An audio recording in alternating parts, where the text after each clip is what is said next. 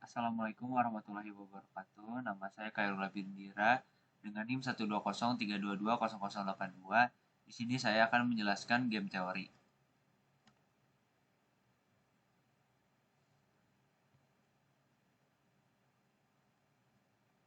Game teori atau teori permainan merupakan bagian dari studi rational behavior tentang kesaling tergantungan atau interdependensi antar pemain. Para pemain memiliki persamaan kepentingan untuk mendapatkan bagian keuntungan sebesar mungkin. Lalu para pemain memiliki kepentingan yang saling bersinggungan untuk memaksimalkan bagian keuntungan masing-masing. Pengambilan keputusan rasional seorang pemain membutuhkan antisipasi terhadap respon pesaing dan masing-masing pihak mengetahui strategi dari lawannya. Ekspektasi terhadap perilaku pesaing tidaklah selalu sesuai harapan. Ketidakpastian menjadi pertimbangan penting dari permainan ini.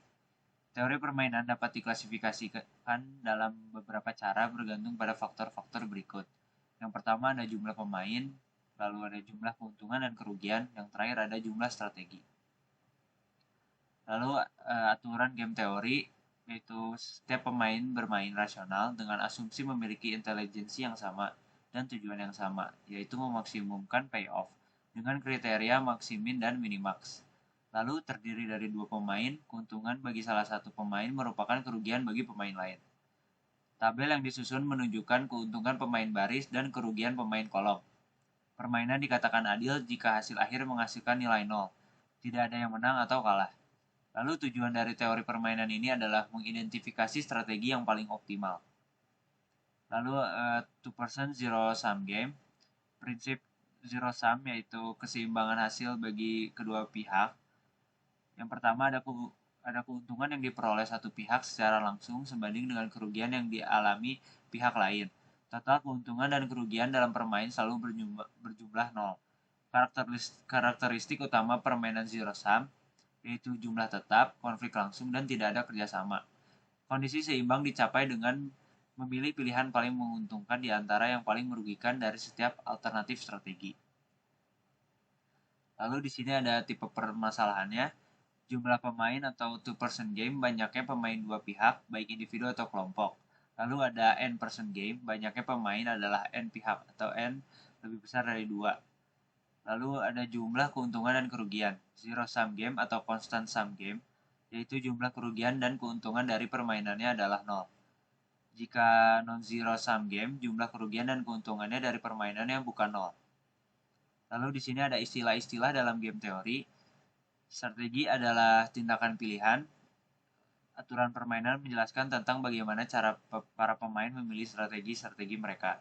Suatu strategi dinyatakan dominan apabila payoff yang ada pada suatu strategi bersifat superior atau paling tinggi dibandingkan dengan setiap payoff pada strategi lainnya. Nilai permainan menyatakan ekspektasi outcome permainan jika kedua pemain melakukan strategi terbaik atau strategi optimum mereka. Strategi optimum adalah strategi yang menjadikan seorang pemain berada pada posisi pilihan terbaik tanpa memperhatikan tindakan-tindakan pemain lawan. Tujuan model permainan adalah untuk mengidentifikasi strategi optimum bagi masing-masing pemain. Lalu di sini ada game teori pendekatan matematis dalam penentuan strategi.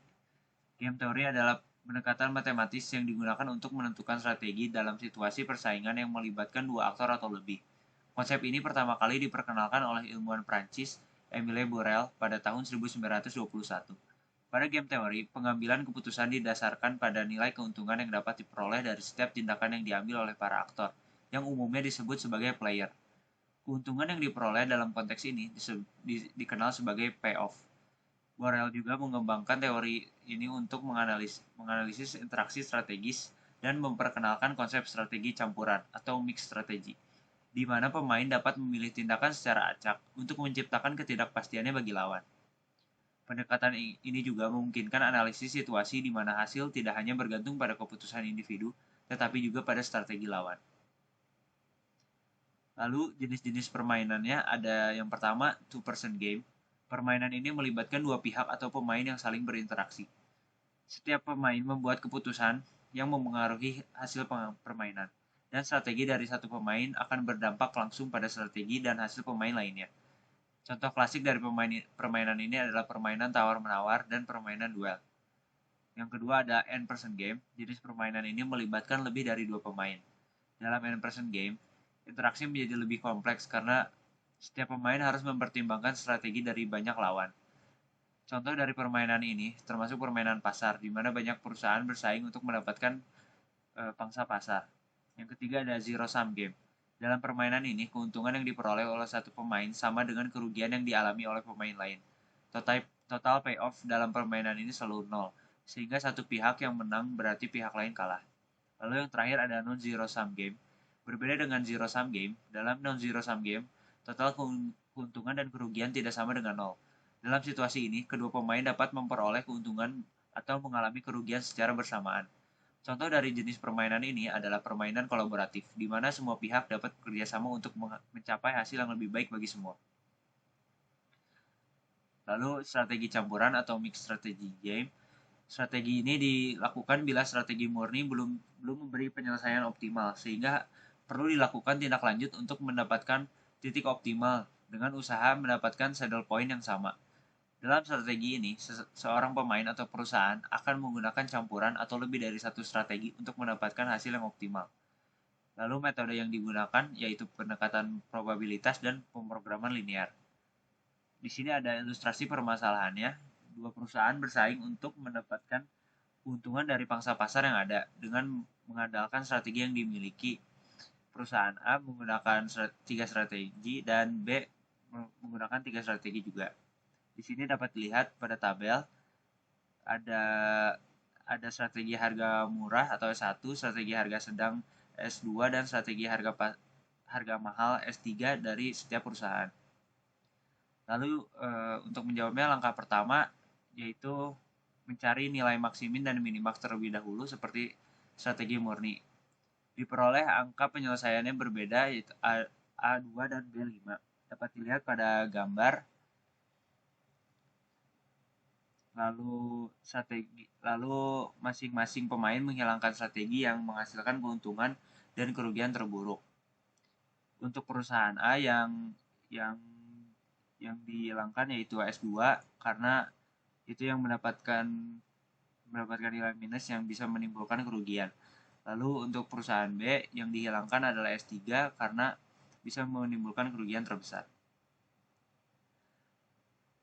Lalu masing-masing pemain menghilangkan strategi yang menghasilkan keuntungan dan kerugian terburuk. Bagi perusahaan A, S2 adalah strategi terburuk karena dapat menimbulkan kerugian.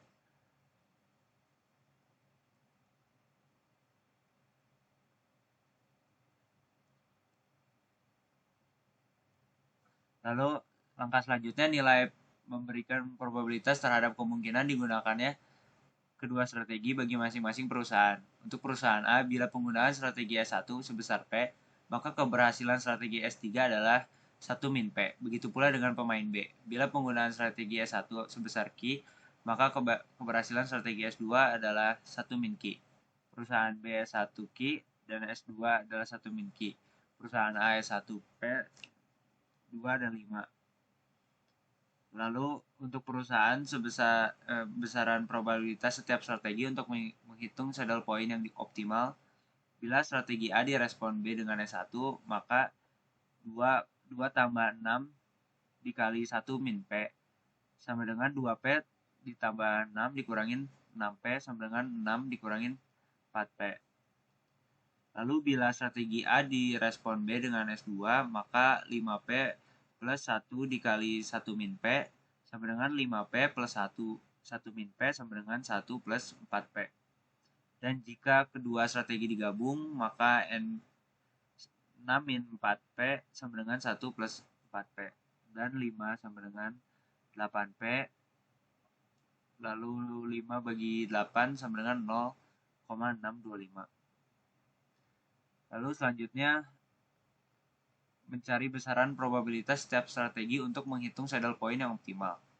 Untuk perusahaan A, bila strategi A direspon B dengan S1, maka seperti yang tadi dan mendapatkan persamaan 1 sebesar 3,5 dan persamaan 2 yaitu 3,5. Dan untuk perusahaan B mendapatkan hasil 3,5 di persamaan 1 dan mendapatkan 3,5 juga di persamaan 2. Lalu di sini ada contoh soal, yaitu tentukan strategi yang optimal untuk kedua pemain dan berapa nilai payoff-nya. Dapat dilihat di sini ada tabel, ada S1, S2, S3 yang menyatakan S1 itu strategi harga murah, S2 harga sedang, dan S3 harga mahal. Lalu setelah dihilangkan untuk merugikan, setelah dihilangkan masing-masing yang merugikan perusahaan, mendapatkan mendapatkan tabel seperti di bawah ini. Jadi strategi perusahaan A diharapi oleh strategi S1 perusahaan B, yaitu min 7P plus 9. Dan strategi perusahaan A diharapi oleh strategi S2 perusahaan B, atau P plus 4. Nilai payoff sama untuk setiap bentuk strategi B dalam menghadapi A, yaitu min 7P plus 9 sama dengan P plus 4. Lalu mendapatkan hasil P sama dengan 5. Dan nilai payoff sebesar 4,62. Lalu untuk perusahaan B mendapatkan nilai Q 1, lalu nilai payoff-nya sebesar 4,625. Kesimpulan yang dapat diambil yaitu teori permainan merupakan alat analisis penting dalam memahami interaksi strategis antara pemain dan saling bergantung, terutama dalam konteks persaingan bisnis dengan tujuan memaksimalkan payoff dan mengidentifikasi strategi optimal. Dalam persaingan, perusahaan harus mempertimbangkan berbagai strategi dan payoff dari kombinasi pilihan strategi, di mana analisis table payoff membantu menemukan strategi yang paling menguntungkan. Konsep keseimbangan Nash menunjukkan situasi di mana tidak ada pemain yang dapat meningkatkan payoff mereka dengan mengubah strategi secara sepihak, menciptakan stabilitas dalam keputusan yang diambil. Teori permainan dapat diterapkan dalam berbagai situasi bisnis, seperti penetapan harga dan strategi pemasaran, atau membantu perusahaan membuat keputusan yang lebih baik dan meningkatkan daya saing. Selain itu, ketidakpastian dalam perilaku pesaing menjadi faktor penting dalam pengambilan keputusan, sehingga pemain harus mampu mengantisipasi respon pesaing untuk merumuskan strategi yang efektif. Secara keseluruhan, teori permainan ini atau game teori memberikan kerangka kerja yang berguna untuk menganalisis dan memahami dinamika persaingan serta membantu dalam pengambilan keputusan strategis yang lebih baik di berbagai bidang. Sekian presentasi saya mengenai game teori. Mohon maaf bila ada salah kata. Assalamualaikum warahmatullahi wabarakatuh.